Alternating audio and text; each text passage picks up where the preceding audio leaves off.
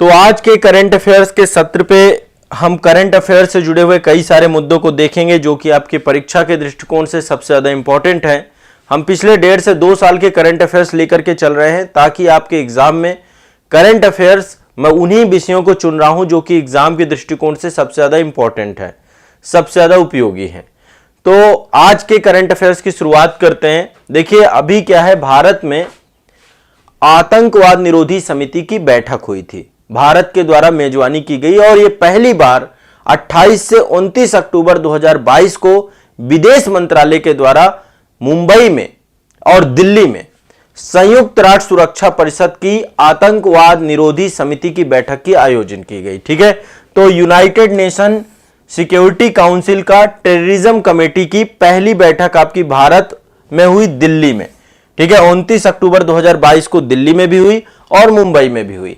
तो जब बैठक का समापन किया गया, इसमें दिल्ली घोषणा पत्र जो है एक अपनाया गया है। सबसे पहली चीज समझिए, यह आपको याद होना चाहिए कि आतंकवाद निरोधी संयुक्त राष्ट्र संघ की भारत में पहली बैठक हुई है। आतंकवाद से भारत एक पीड़ित देश है, आप सभी जानते हैं। तो दिल्ली और मुंबई में संयुक्त राष्ट्र सुरक्षा परिषद की आतंकवाद निरोधी समिति की बैठक आयोजित की गई, पहली बार, फर्स्ट टाइम। ठीक है, तो आतंकवाद से हमसे ज्यादा पीड़ित देश तो कोई है ही नहीं, सबसे ज्यादा तो हम ही पीड़ित हैं। तो ऐसे में यह समिट होना भारत में बहुत बड़ी बात है। और इस बैठक के आयोजन, जब इसका समापन हुआ तो इसमें एक दिल्ली घोषणा पत्र अपनाया गया। क्या अपनाया गया? दिल्ली घोषणा पत्र। यह घोषणा पत्र जो है आपका गैर बाध्यकारी है, बाध्यकारी नहीं है। और इस घोषणा पत्र में आतंकवादी उद्देश्यों के लिए नई उभरती हुई प्रौद्योगिकियों के उपयोग से मुकाबला करने के लिए अपनाया गया है। अब देखिए, आतंकवाद धीरे धीरे एक नए रूप में भी अपने आप को डेवलप कर रहा है, विज्ञान और तकनीकी के साथ भी जुड़ रहा है वो। तो नई प्रौद्योगिकियों के उपयोग से मुकाबला करने के लिए इसको इस घोषणा पत्र में बहुत सारे विषयों को लेकर के चर्चा की गई है। और साथ ही आतंकवाद को खत्म करने के लिए, आतंकवाद विरोधी पहलों को फंड करने के लिए 5 लाख अमेरिकी डॉलर का योगदान करने की बात भी संयुक्त राष्ट्र फंड में भारत ने कही है। तो भारत जो है 5 लाख US डॉलर जो है यहां पर फंड कर रहा है। ठीक है, यूनाइटेड नेशन का जो आतंकवाद विरोधी प्रोग्राम है उसमें। और साथ में एक संस्था है आपकी जिसका नाम है CTC, एक संस्था है आपकी CTC। CTC क्या है आपका? CTC आपका इसी की यूनाइटेड नेशन की काउंटर टेररिज्म कमेटी है। क्या है आपकी? काउंटर टेररिज्म कमेटी, काउंटर आतंकवाद समिति। तो इसकी वर्तमान में अध्यक्षता भारत के द्वारा ही की जा रही है। ठीक है, भारत के द्वारा की जा रही है। और जब आपको पता है कि अमेरिका में हमला हुआ था आपका, है ना, अमेरिका में हमला हुआ था और जो है वहां पर 9/11 हुआ था, उसके बाद ही संयुक्त राष्ट्र सुरक्षा परिषद एक प्रस्ताव लेकर के आई थी और 2001 में यह प्रस्ताव आया था जिसके तहत CTC की स्थापना की गई थी, काउंटर टेररिज्म कमेटी की स्थापना की गई थी। और इसका पहला सम्मेलन न्यूयॉर्क में बनाया गया था, न्यूयॉर्क अमेरिका में इसका पहला सम्मेलन हुआ था आतंकवाद निरोधी संस्था का। तो भारत में पहली बार दिल्ली में आतंकवाद निरोधी संस्था का क्या हुआ है? बैठक हुआ है। दिमाग में बैठा लेना है, ठीक है, सभी को ध्यान रखना है। और भारत की जो स्थायी प्रतिनिधि है जिनका नाम है रुचिर कंबोज, ठीक है, 2022 के लिए CTC की अध्यक्ष थी आपकी। क्या नाम है? रुचिर कंबोज। रुचिर कंबोज, रुचिर कंबोज ये CTC के अध्यक्ष हैं भारत की तरफ से 2022 के लिए। ठीक है, तो भारत जो है काउंटर टेररिज्म कमेटी का क्या है? अध्यक्ष भी है इस समय। और यूनाइटेड नेशन पे इस बार 5 लाख रुपए भी भारत दे रहा है। दिल्ली घोषणा पत्र भी यहां पर एक जारी किया गया है जिसमें नई उद्योगी जो प्रौद्योगिकियों का प्रयोग आतंकवादी कर सकते हैं उनके लिए जो है एक जो है इस दस्तावेज में प्रभावी बात कही गई है। तो एक तो ये दिमाग में बैठा लेना, इससे क्वेश्चन पूछा जा सकता है। United nation security council terrorism की पहली बैठक कहां हुई है? दिल्ली में। कब हुई है आपकी? 29 अक्टूबर 2022 को। रट जाना है ये बात को, ये क्वेश्चन आपका इंपॉर्टेंट है परीक्षा के दृष्टिकोण से। दूसरा देखिए, ये एक बहुत बड़ा आने वाले समय का भविष्य, अब आने वाले समय का क्या वर्तमान चल ही रहा है इसका, डेटा सेंटर। डेटा सेंटर आप जानते हैं, डेटा सेंटर मतलब एक ऐसी सुविधा है जहां पर बहुत बड़ी संख्या में कंप्यूटर रखे होते हैं, स्टोरेज सिस्टम होते हैं। जैसे आप देखिए, आपके भी लैपटॉप में एक हार्ड डिस्क लगी होती है, है ना। तो आप क्या है, जो भी डेटा है लैपटॉप में स्टोर हो रहा है, आपके मोबाइल पे भी एक स्टोरेज है ना। आप देखते हैं मोबाइल पे 256 जीबी का स्टोरेज है, या फिर आपके 128 जीबी का स्टोरेज है, 64 जीबी का स्टोरेज है। तो एक स्टोरेज होता है जिसपे हम डेटा को स्टोर करते हैं। वैसे ही जो भी गतिविधि इंटरनेट में हो रही हैं, क्लाउड कंप्यूटिंग में हो रही हैं, तो इसके तहत एक ऐसा नेटवर्क बनाया गया है, कंप्यूटरों का नेटवर्क बनाया गया है, जिसमें सारा का सारा डेटा जाके स्टोर होता है। आप जितना भी काम करते हैं सभी डेटा, जैसे अमेजॉन क्लाउड है या फेसबुक है या गूगल है, ये जितनी भी कंपनियां हैं, इन सब में जो भी काम हो रहा है, इनका जितना भी डेटा है वो जाकर कहीं ना कहीं पे तो आपका, तो एक कंप्यूटिंग इंफ्रास्ट्रक्चर को डेटा कहते हैं, डेटा सेंटर कहते हैं। देखिए एक बार ये आप देख पा रहे हैं, ये देखिए बड़ी बड़ी हार्ड डिस्क लगी हुई हैं, टेराबाइट्स की हैं ये सारी, है ना। और इस तरीके के डेटा सेंटर होते हैं। तो डेटा सेंटर को लेकर के इस बार जो एक बड़ा व्यवसाय के तौर पे डेटा सेंटर आपका उभर रहा है इस समय। तो भारत भी अब डेटा सेंटर भारत में भी डेवलप हो रहे हैं। तो नवंबर 2022 में एक संस्था है जिसका नाम है नाइट फ्रैंक, ठीक है, एक संस्था है नाइट फ्रैंक,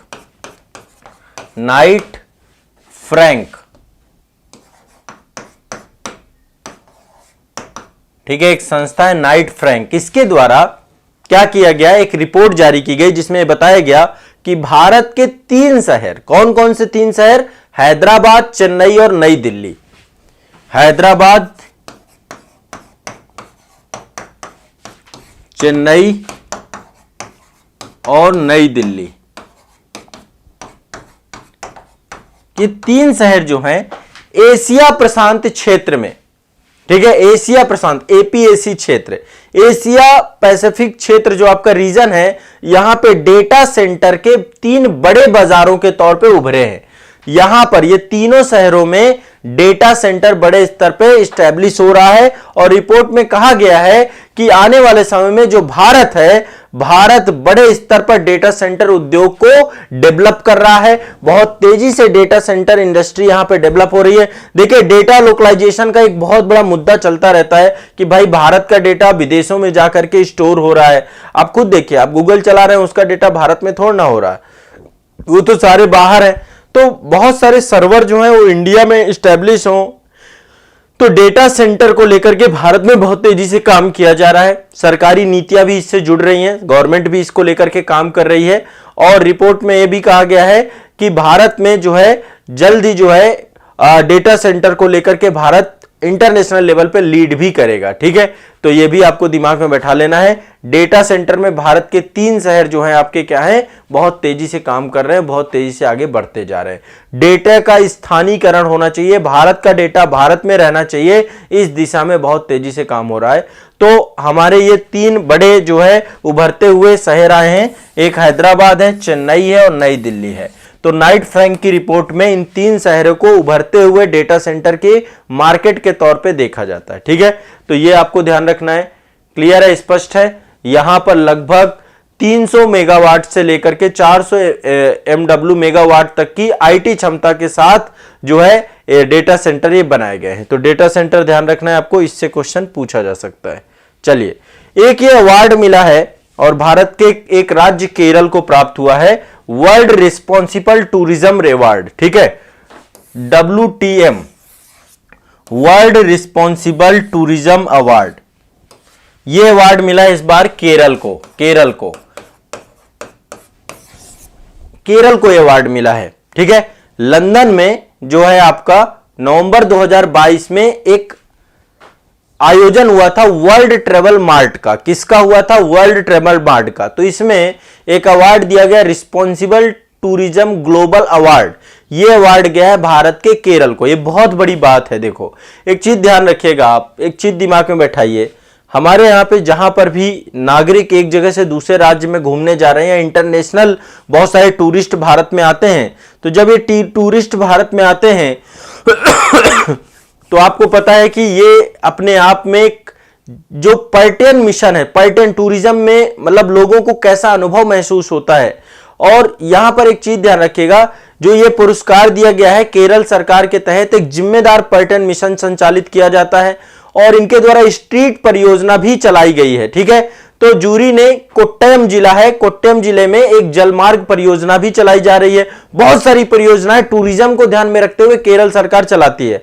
अभी देखो हाल ही में मैं खुद केरल गया था और मैं आपको सही बताऊं, केरल में जो मतलब मैंने वहां का अद्भुत जो एक अनुभव था ना, सबसे पहली बात वहां पे लोग बहुत ईमानदार हैं केरल में। मतलब अब जितने लोगों से मैं मिला हूं, मेरा पूरा अभी तक का सर्वे यही है कि वहां पे लोग बहुत ईमानदार हैं, टूरिस्ट का बहुत सम्मान करते हैं वो, ठीक है, क्योंकि टूरिस्ट एक बड़ी आय का साधन भी है वहां के लिए। लेकिन आप देखेंगे तो वहां पे किसी भी तरीके की कोई भी चोरी नहीं है। जैसे मैं आपको एक छोटी सी बात बताता हूं, एक फोन मेरा रह गया था, मेरा एक छोटा सा अनुभव है और इससे मेरा केरल के प्रति सम्मान बहुत ज्यादा बढ़ गया। एक फोन रह गया था, ठीक है, केरल में जो है एक जगह पड़ती है आपकी मुन्नार, हाँ मुन्नार में ही थे हम, और मुन्नार में जो है वहां पर एक स्पॉट था, वहां पर काफी देर तक मैं एक पर्सन थे उनसे डिस्कस कर रहा था, चर्चा कर रहा था, तो वहां पर उनके पास ही मेरा फोन रह गया। अब आपको मैं एक चीज बताऊं, उसके बाद मैं वहां से निकल आया, ठीक है, वहां से हम इडुक्की आ रहे थे, इडुक्की में मुझे एक शूट करना था आपका इडुक्की आर्क डैम। अभी वो वीडियो आप सभी के बन गए हैं, मैं वो वीडियो जल्द ही पब्लिश करूंगा। भारत दर्शन के कार्यक्रम के तहत में गया था, तो इडुक्की आर्क डैम जब मैं आ रहा था, लगभग वहां से काफी डिस्टेंस है, लगभग 70 किलोमीटर के आसपास का डिस्टेंस था। तो अब देखो मुझे अभी तक दिमाग में, जहन में नहीं था कि ये फोन जो है मेरा छूट गया, कुछ भी हो गया है, बट वहां पर उस पर्सन के द्वारा वहां से गाड़ी लेकर के वो सिर्फ फोन देने आया था, सिर्फ फोन देने। आप सोचिए एक नेक्स्ट लेवल बात है हमारे लिए कि भाई ऐसे कैसे हो सकता है। यहां पे तो लोग नजर घुमाते ही फोन पार कर देते हैं। आप दिल्ली में कई बार कश्मीरी गेट मेट्रो स्टेशन से निकलिए, राजीव चौक मेट्रो स्टेशन से निकलिए, वहां पे लोग खड़े इसीलिए होते हैं, बहुत सारे लोग जो फोन चोरी करते हैं, फोन छीनते हैं। दिल्ली वगैरह में या गाजियाबाद में तो कई बार कान में फोन लगा के आप बात करते करते जा रहे हैं, नोएडा में भी कि पता चला कोई आपके कान से, अब तो घटनाएं कम होने लगी, लेकिन पहले कितनी बुरी स्थिति होती थी। वहां पे मतलब एक एक्सट्रीम लेवल पे जो सपोर्ट टूरिज्म को मिलता है, वही एक कारण है। और गवर्नमेंट के द्वारा बहुत सारे रिस्पॉन्सिबल टूरिज्म मिशन चलाया जा रहा है, स्ट्रीट परियोजनाएं चलाई जा रही हैं, तो जल संरक्षण के लिए बहुत सारे काम किए जा रहे हैं, जल सुरक्षा को लेकर बहुत सारे काम किए जा रहे हैं। तो ये जो आपका पुरस्कार मिला है केरल को, उनके द्वारा चलाए गए बहुत सारे मिशन के लिए मिला है। और वर्ल्ड रिस्पॉन्सिबल टूरिज्म अवार्ड, ये इसके पीछे एक कारण और है कि जल संरक्षण के लिए जिस तरीके से केरल काम कर रहा है, स्ट्रीट परियोजना के तहत जल संरक्षण पहल दुनिया में प्रारंभ की जाने वाली पहली पहल है, उसको लेकर केरल के लिए प्रदान किया जा रहा है। ये अपने आप में बहुत ही महत्वपूर्ण है, ठीक है। अब देखो स्ट्रीट के अंतर्गत जो स्थायी मूर्त जिम्मेदार अनुभवात्मक जातीय पर्यटन, मतलब कि बहुत सारे जो वहां पे टूरिस्ट प्लेस हैं, उन सभी टूरिस्ट प्लेसों को जो है धीरे धीरे ऐसा डेवलप करना, वहां पे सड़क का विकास करना, ये सारी चीजों को लेकर के केरल बहुत तेजी से काम कर रहा है। और साथ ही वाटर स्ट्रीट डेवलप करना, ताकि जो पानी से जुड़ी हुई चीजें, वहां पर एक पंचायत है मरावंत पंचायत, कोट्टम जिले में पड़ती है, उसके द्वारा वाटर स्ट्रीट परियोजना चालू की गई। तो मतलब विशेष रूप से यह पुरस्कार जो है, जो टूरिस्ट प्लेस हैं उनको स्ट्रीट सड़क बनाने के लिए, वाटर स्ट्रीट बनाने के लिए, इन सब को ये इंटरनेशनल लेवल पे अपनी एक अलग पहल है। तो वहां की गवर्नमेंट टूरिज्म को लेकर जिस तरीके से बहुत ज्यादा प्रभावी है और टूरिज्म को लेकर काम कर रही है, इसलिए वर्ल्ड रिस्पॉन्सिबल टूरिज्म अवार्ड मिला है केरल को। दिमाग में ध्यान रखिएगा, नवंबर 2022 का ये आपका अवार्ड है। तो ये आप सभी से पूछा जा सकता है। ये देखिए बड़े शानदार जगह है केरल में, वहां पे बैक वाटर बहुत ज्यादा है, मैंने बैक वाटर का भी शूट किया है। एक बेम्बनाद लेक है आपकी केरल में, तो बेम्बनाद लेक जो है आपका कयाल झील है। केरल में पाई जाने वाली जो बैक वाटर है, लैगून झील है, उनको कयाल कहा जाता है। क्या बोला जाता है? कयाल कहा जाता है, ठीक है। मैं जल्दी वो वाला वीडियो पब्लिश करूंगा आप सभी का, जिसमें मैंने बेम्बनाद लेक के बारे में आपने सुना होगा। भारत की सबसे बड़े बैक वाटर लेक है वो, और 96 किलोमीटर एरिया में वो आपकी पूरी है। तो वहां से मैंने पढ़ाया है टॉपिक। तो ये देख रहे हैं वहां पे बहुत सारे हाउस बोट वाला कॉन्सेप्ट है, हाउस बोट वगैरह, मतलब यहाँ पे जो है एक अलग ही अनुभव यहाँ पे रहता है। लोग जो है जाते हैं, एक एक दिन 2-2 दिन हाउस बोट में रहते हैं, ठीक है। चलिए आगे चलते हैं। एक टाइगर रिजर्व बनाया गया है आपका, ठीक है, एक नया टाइगर रिजर्व बनाया गया है। अभी देखो टोटल 54 टाइगर रिजर्व है प्रोजेक्ट टाइगर के तहत। तो मध्य प्रदेश वन्य जीव बोर्ड के द्वारा अक्टूबर 2022 में पन्ना टाइगर रिजर्व के बाघों के लिए दुर्गावती टाइगर रिजर्व नामक एक नए बाघ अभयारण्य की स्थापना की है। ठीक है, कौन सा नाम लिख लीजिएगा, दुर्गावती बाघ अभयारण्य, दुर्गावती टाइगर रिजर्व। ठीक है, एक ये नया टाइगर रिजर्व है, इस हिसाब से 55वां टाइगर रिजर्व बन जाएगा। क्या बन जाएगा, 55वां टाइगर रिजर्व। तो एक नया टाइगर रिजर्व बनाया गया है आप सभी को। देखो टाइगर रिजर्व के बारे में थोड़ा सा आपको बता देता हूं। इससे पहले देखो 2021 तक 53 टाइगर रिजर्व थे। 2022 में सरकार के द्वारा उत्तर प्रदेश में एक टाइगर रिजर्व बनाया गया था जिसका नाम था रानीपुर वन्यजीव अभयारण्य। रानीपुर वाइल्ड लाइफ सेंचुरी को टाइगर रिजर्व के तहत जोड़ा गया था, तो 54 हो गए थे। अभी ये 55वां आपका दुर्गावती टाइगर रिजर्व जो है आपका ये 55वां है। ठीक है, तो यहां पे एक चीज ध्यान रखना है आपको। यहां पे जब आप एक बात समझेंगे प्रोजेक्ट टाइगर क्या है, तो प्रोजेक्ट टाइगर जो है आपका भारत में बाघों को संरक्षित रखने के लिए प्रोजेक्ट टाइगर की शुरुआत की गई है। प्रोजेक्ट टाइगर आपका जो चालू किया गया था अप्रैल 1973 को चालू किया गया था। कब चालू किया गया है आपका, अप्रैल 1973 को प्रारंभ किया गया है। कब स्टार्ट किया गया है, अप्रैल। ठीक है, ये आपको दिमाग में बैठा के चलना है, ये आपका स्टार्ट किया गया है इस अवधि में। ठीक है, तो ये आपको दिमाग में बैठा लेना है, अप्रैल 1973 को चालू किया गया है प्रोजेक्ट टाइगर। कब शुरू किया गया है प्रोजेक्ट टाइगर, अप्रैल 1973 को प्रोजेक्ट टाइगर आपको चालू किया। बाघों के संरक्षण के लिए प्रधानमंत्री इंदिरा गांधी जी के प्रधानमंत्री काल में स्टार्ट किया गया था प्रोजेक्ट टाइगर। और Jim Corbett national park Bharat का पहला प्रोजेक्ट टाइगर जो है नेशनल पार्क बना था। यहां पे बाघों के संरक्षण, जैसे अभी प्रोजेक्ट चीता चलाया गया ना, आपको पता है कि नामीबिया से दक्षिणी अफ्रीका से चीता लाए गए, उसी तरीके से भारत में टाइगर्स की संख्या जो है वो बनी रहे, इनकी संख्या लगातार बढ़ती रहे।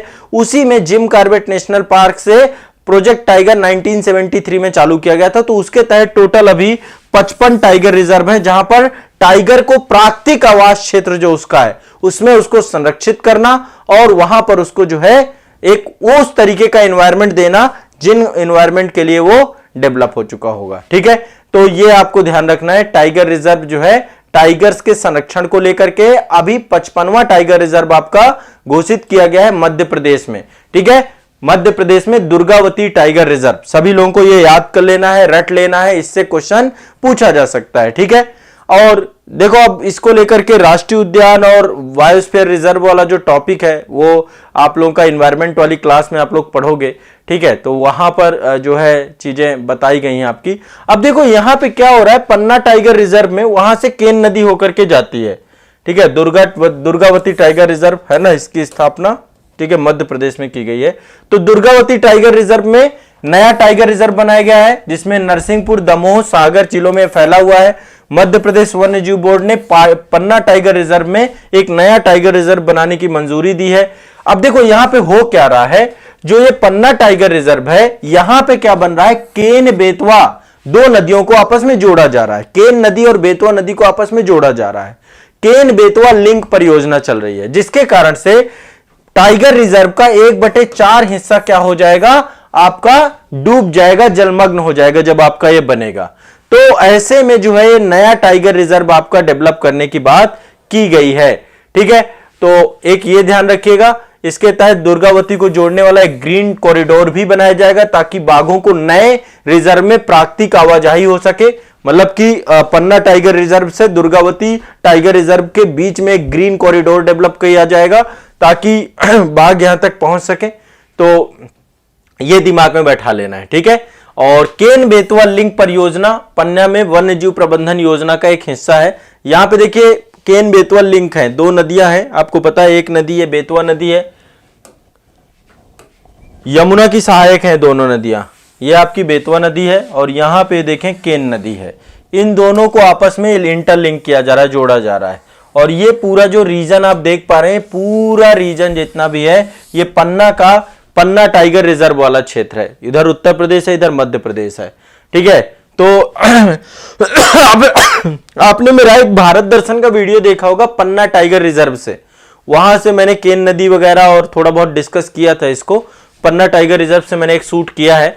तो वहां पे आपका जो है इस परियोजना के कारण से बहुत सारा क्षेत्र जो है आपका जलमग्न हो जाएगा। इस कारण से ये पूरा का पूरा डेवलप किया जा रहा है। लेकिन देखो इससे क्या होगा, जो बुंदेलखंड क्षेत्र है ये कहां पड़ता है, बुंदेलखंड रीजन में। बुंदेलखंड रीजन की जो जल की समस्या है, जल संकट और पेयजल की समस्या है, उस समस्या का समाधान हो जाएगा। क्या हो जाएगा, उस समस्या का समाधान किया जाएगा। तो उस समस्या के समाधान के तौर पे आप इसको देख सकते हैं।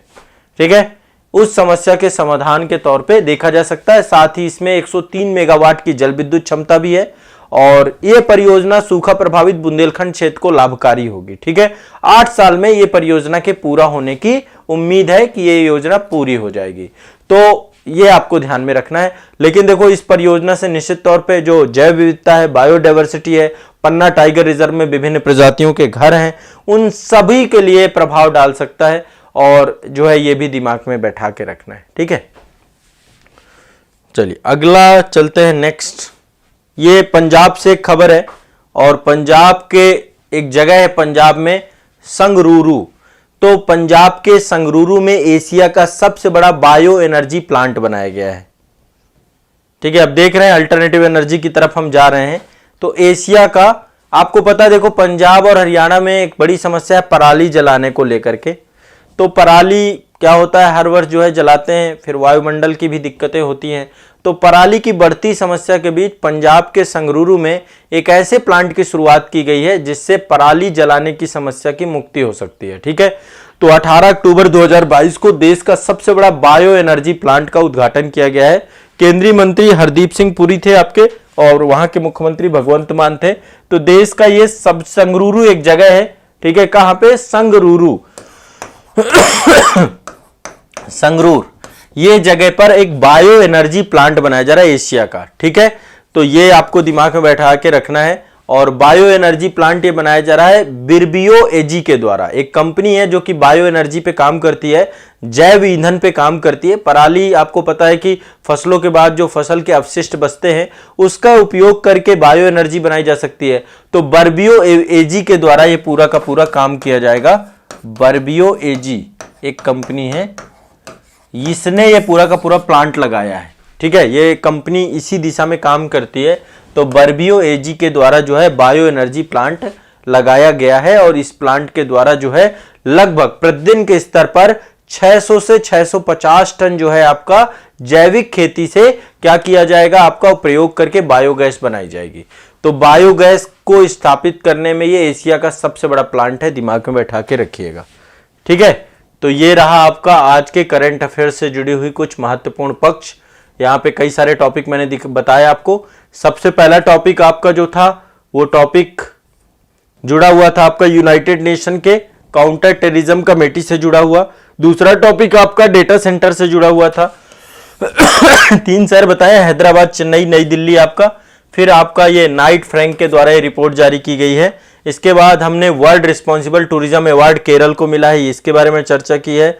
इसके बाद दुर्गावती ने टाइगर रिजर्व भारत का 55वां टाइगर रिजर्व बन गया है। और इसके बाद जो है हमने अगली चर्चा की है पंजाब के संगरूरू की, कि वहां पर संगरूरू पे बायो एनर्जी प्लांट बनाया गया, भारत का, विश्व का, वो एशिया का सबसे बड़ा है ना, भारत का तो सबसे बड़ा है यही है। ठीक है, तो ये हमारे केंद्रीय मंत्री हरदीप सिंह पुरी जी हैं, भगवंत मान जी हैं। ठीक है, तो ये पूरा का पूरा प्लांट एस्टेब्लिश किया गया है। तो आज के करंट अफेयर्स के सेशन में ये महत्वपूर्ण टॉपिक आप सभी के रहे। ठीक है, अब आप सभी इनको रिवाइज करिए मल्टीपल टाइम, 2 बार, 3 बार, 4 बार, 5 बार इनको पढ़िए और पढ़ने के बाद जो है आप रट जाइए। जितने भी आपको याद करा रहा हूं मैं, भरोसा कीजिए यही आपको एग्जाम हॉल पे पूछे जाएंगे। बहुत सिलेक्टिव टॉपिक आप सभी के साथ लेकर के आ रहा हूं। ठीक है, तो सिलेक्टिव टॉपिक है इसलिए रट जाओ। अभी एक मैगजीन ले लेना, करंट अफेयर्स की कोई भी मंथली मैगजीन आ जाती है वो ले लीजिएगा। मेरे master video 5 master video latest देख करके जाना है और करंट अफेयर्स का ये वाला एपिसोड रेगुलर करना है। 5 टॉपिक मैं आपको मंडे टू फ्राइडे रेगुलर करा रहा हूं। बस आपको कोई टेंशन नहीं लेनी है, बस आपका काम हो जाएगा। जितना कह रहा हूं इतना तो रट ही लेना है। आपको 200-300 टॉपिक करवा के एग्जाम हॉल पे भेजूंगा, आप एग्जाम हॉल पे सरप्राइज हो जाओगे। यही सारे टॉपिक आपको वहां पे मिलेंगे। ठीक है, 200-300 टॉपिक से आपका कवर हो जाएगा, इससे ज्यादा नहीं है। लोग जो है 4-4, 5-5 हजार टॉपिक पढ़ा देते हैं। भाई याद कैसे रहेगा? बच्चे को सेलेक्टिव होकर के पढ़ाएंगे तभी तो काम हो पाएगा। तो इसलिए बहुत सेलेक्टिव होकर के मैं आपको कंटेंट अवेलेबल करा रहा हूं। ये बहुत एक्सेस जानकारी नहीं, जितना आपको याद रहे बस इतना पर्याप्त है। तो आज के लिए इतना ही रखेंगे। बाकी आप लोगों की कोई भी समस्या दुविधा होती है तो चैट सेक्शन में जरूर बताया करिए। एक बार फीडबैक दिया करिए कि कार्यक्रम कैसा लग रहा है, कैसे आपको मदद कर पा रहा हूं मैं। ठीक है, एक बार मुझे जरूर फीडबैक दिया करिए, कुछ सुधार हुआ करें, कुछ सुझाव हुआ करें, या एक जो है आपको सारी चीजें बेहतर लग रही हैं, सकारात्मक फीडबैक है, वो जरूर आप लोगों से अपेक्षित है ना। चलिए।